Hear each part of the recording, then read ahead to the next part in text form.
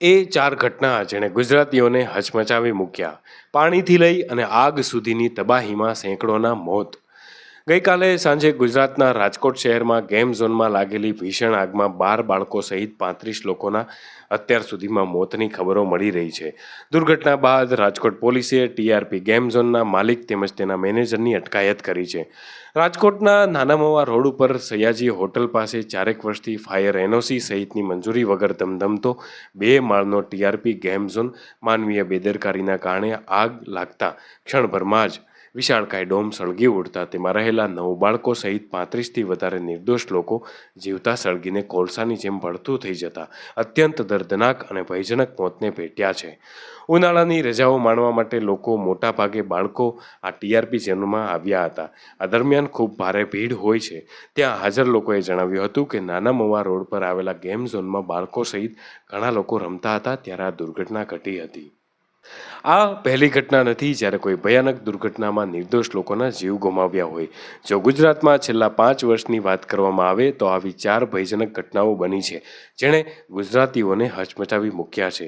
ચોંકાવનારી વાત એ છે કે આ તમામ ઘટનાઓમાં રાજ્યના લોકોએ પોતાના કિંમતી બાળકોને ગુમાવ્યા છે. 24 મે 2019 સુરતમાં તક્ષશિલા અગ્નિકાંડ, 18 જાન્યુઆરી 2023 વડોદરા હરણી બોટકાંડ, 30 ઓક્ટોબર 2022 મોરબી બ્રિજ દુર્ઘટના, 25 મે 2024 રાજકોટ અગ્નિકાંડ, 24 મે 2019માં સુરતમાં તક્ષશિલા અગ્નિકાંડ થયો હતો.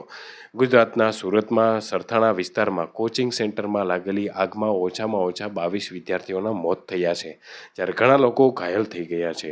આ કોચિંગ સેન્ટર તક્ષશિલા કોમ્પ્લેક્સના 3જા અને 4થા માળે આવેલું હતું. આ કોચિંગ સેન્ટરમાં મોટાભાગના કિશોરો હતા. તમામ વિદ્યાર્થીઓના મોત ગૂંગળામણના કારણે અને કોમ્પ્લેક્સમાંથી કૂદવાના કારણે થયા હતા.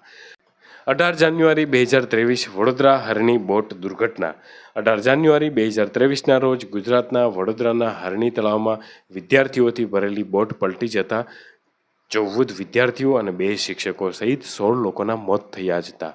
જ્યારે આ દુર્ઘટના સર્જાઈ ત્યારે 2 ડઝન વિદ્યાર્થીઓ, 4 શિક્ષકો પિકનિક મનાવી રહ્યા હતા અને હરણી તળાવમાં બોટની સવારી કરી રહ્યા હતા.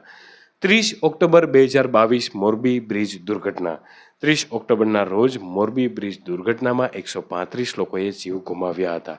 કોને ખબર હતી કે એક પુલ થોડી જ સેકન્ડમાં આવી રીતે તૂટી જશે કે લોકોની ખુશી માતમમાં બદલાઈ જશે. મોરબી શહેરમાં રવિવારે સાંજે બનેલી ભયાનક ઘટના છેલ્લા ઘણા વર્ષોમાં ભારતમાં બનેલી સૌથી ખરાબ દુર્ઘટનામાંની એક છે. આમ છેલ્લા અમુક વર્ષોમાં ગુજરાતમાં આ પ્રકારની અનેક હોનારતો જેવી દુર્ઘટના સર્જાઈ હતી.